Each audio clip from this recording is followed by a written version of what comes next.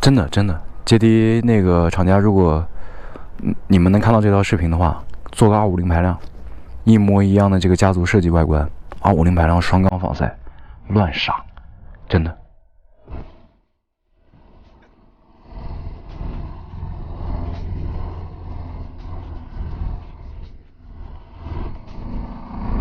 我来想一下这辆车，我个人感觉目前为止的话是这样，优点的话显而易见嘛，就是帅你不能说这辆车不帅这个有点夸张了，帅是肯定帅的。它的大灯它这个大灯尾灯设计真的不错，然后配置肯定够就是一个堆配置的车。但是我说实话它这个骑行感受还是的，就是有点散，骑行感觉的确不是特别棒我觉得这款车其实跟赛6的定位差不多吧，但我觉得赛6质感肯定比它好。就是这个车是什么样的感觉呢？就是城市代步走街装逼很简单，非常炫酷的这个外形，很有未来感，然后配置也很顶。声浪不好听我自己要是还没有买摩托车的话，我看到这辆车我也会想去买的就是因为帅。就是我感觉像那种大贸车才有的配置它都有，然后又是这么一个外形，我会去买单，这个不得不说。然后你跟我说它什么骑行质感操控这些东西我是不懂的它只能是这样的一个消费群体。你但凡对这个性能或者是这个骑得多了以后你应该不会买这辆车的。我觉得现在国产车很多都是做成这种理念除了凯越现在可能会比较注重把这个车研发的赛道一点。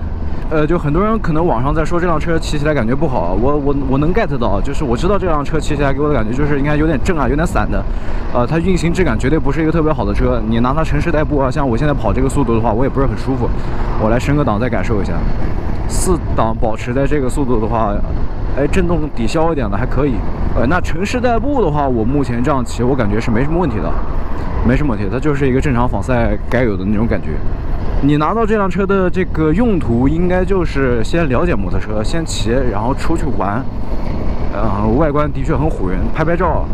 这个没什么问题我觉得。然后那种性能方面的什么跑山、压弯、赛道这些东西，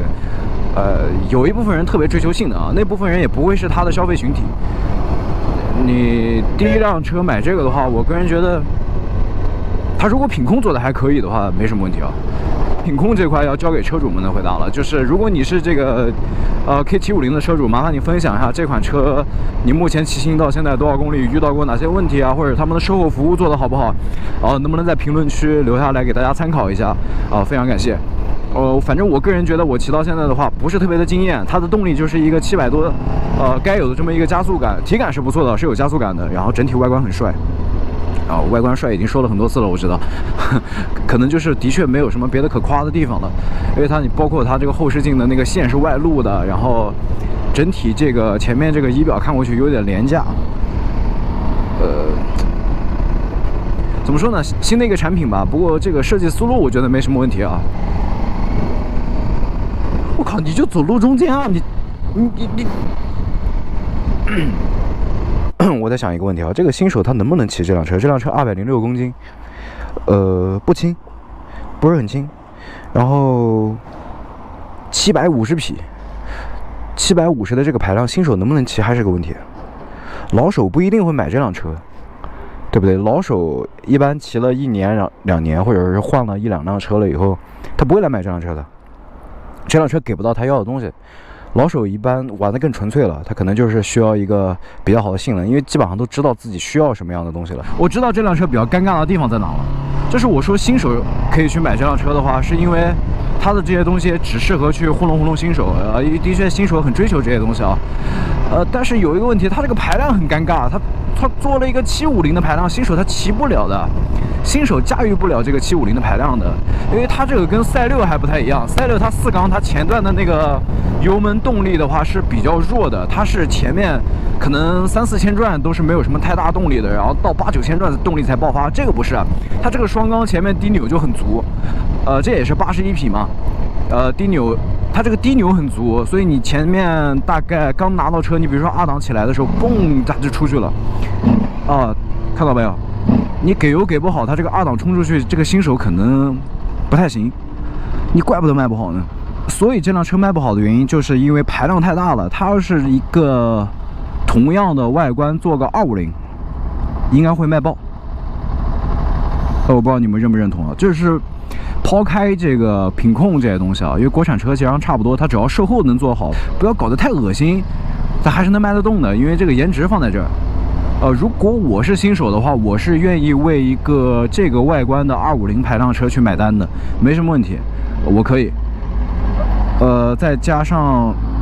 然后750的排量，你看老手他知道他自己想要什么样的车，因为基本上骑个1年吧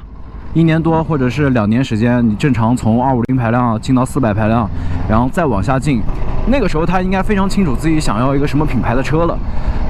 或者是他想玩哪些东西，他应该不会去碰这辆车。这辆车给他的这些外观虚荣的这些东西的话，在他眼里没有什么实质性的意义了。他一定在乎的是这个车的操控和这个油门感觉。就老手在乎的一定是这个车的这个跑山的感觉，或者是操控感。他对这个车最基础的属性越来越有需求，而不是这些浮夸的东西了。就比如说我一开始买赛6，我的确是因为被配置所吸引。那我现在的话，我可能觉得，我觉得忍4其实真的不错那个车的改装潜力非常好，它原始的这个很纯粹，它把该有的那个东西做得非常好。好吧，这个玩车它是有一个这个变化的，是有一个心境的过程，所以你卖不好是有原因的，你的排量定位不对。K750有没有很多朋友是新手上来第一辆买了这个车，觉得自己驾驭不了的？有没有？然后把这个车卖了，或者就是新手朋友们没有考虑这辆车的话，的确是有点担心这个排量，然后或者是你去试驾了一下，觉得这个车重啊，这个排量你整体控制不过来，有没有这样的朋友？我猜是有啊，我觉得这样的话才能比较合理的解释为什么这辆车卖不好了，好吧？这辆车我推不推荐呢？挺尴尬的，因为它很难找到它的这个客户群体，客户群体定位有点失败。在我看来，不够精准。这种外形、这种外观，它就应该直接杀到250排量这个市场里面，非常合适。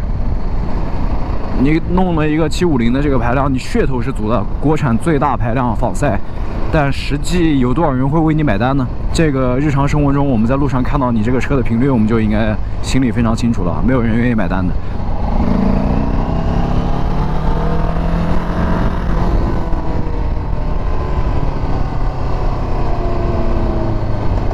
但是整体骑行效果的话，你比如说它这个弯道感觉啊，然后前后刹车啊，整个坐姿啊，一切都还是能接受的，也就是一个日常代步的这么一个，没有什么问题的。稍微激进一点，我觉得也是可以的，不至于讲那么差啊，不会，没到那个程度。只是完全没有必要嘛，因为你700多排量的这个仿赛，我说句实话，我买一辆什么 CBR 650啊，或者是太多了，就是或者是我把忍4改一改，玩一玩，再沉淀一下，就很多选择吧，我不一定非要选你啊。然后大家也都是从这个，比如说你从400级，我下一辆车，我想买一个700多或者600多排量的车，我忍4卖的都比你贵，或者是我那些 R3啊这些车都比你贵，然后450 SR 那些车也都跟你价格差不多，我都玩400排量，我觉得人家那个车做的非常到位了，我为什么要来买你呢？你这个定价的话也挺尴尬的呀。那人家老手正常来讲，比如说我玩的是忍4，然后我下辆想换车了，我怎么可能会买一辆这个车去玩嘛？就不太现实，对吧？我们有一说一，说实话，我赛6的话，我下一辆进阶，我也不可能进阶这辆车。就更不现实了。再说了，这个国产车的话，现在玩到这个价格区间的话，价格定的没什么太大问题啊，主要是你这个排量太尴尬了。那我赛6下一辆的话，我可能就会去感受一下大贸了。我可能国产现在玩到头了，就是仿赛这一块。那到时候赛800、赛1000那个另讲，到时候看具体怎么样，对不对？是这么一个情况。车身一体性啊，然后有点震，整体感觉就不是特别舒适。避震的话，又是一个比较有回馈感的避震。这个车的外观设计是成功的 ，OK 的，配置也没有问题。骑行感受的话，我觉得作为一个新的公司，不能讲新的公司吧，反正也是老厂嘛演变过来的。但是你做这个仿赛目前的这个水平的话，我们也能理解，就是你做出来这辆车的话，其实我们给到的期望也不是特别高。我个人是这样子的，我大概能理解，就是现在你想做这个车的话，其实很难啊，想做到人家那个程度，没有那么容易的。一点点细节都是要花很大功夫去改变的，所以说排量定位有点问题。你把它做到250排量，一定是乱杀。同样的外观啊，同样的外观放一个小一点的排量，双缸的250，乱杀，绝对乱杀。然后兄弟们，你们看完我这条视频的话，如果想不想买这辆车，你们自己斟酌啊。我反正讲的这些言论的话，都是我个人看法。买的话，日常代步没什么问题，但一定不是特别舒适。然后新手的话，这个动力你不一定搞得定。老手的话，你自己心里有数，你不用听我叨叨这些东西，好吧？那个还有就是，如果捷迪750的车主们能不能分享一下你们这个车的用车感受，可以帮到那些想要购入这辆车的朋友，好不好？那这期视频就到这儿，我们下期视频再见 ，peace。真的，捷迪那个厂家，如果你们能看到这条视频的话，做个250排量，一模一样的这个家族设计外观，250排量双缸仿赛，乱杀，真的，好吧 ？OK，peace。